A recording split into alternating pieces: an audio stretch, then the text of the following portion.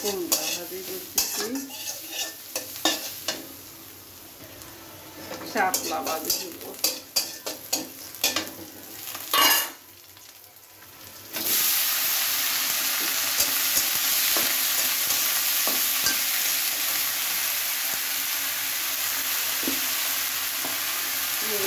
নিলাম একটু লবণ দিয়ে দেবো,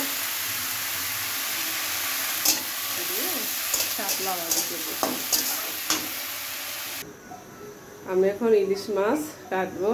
ইলিশ মাছ আনছে বাজার থেকে, এটি কচুরমুখী দিয়ে রান্না করবো। কচুরমুখী দিয়ে রান্না করলে খুব ভালো লাগে।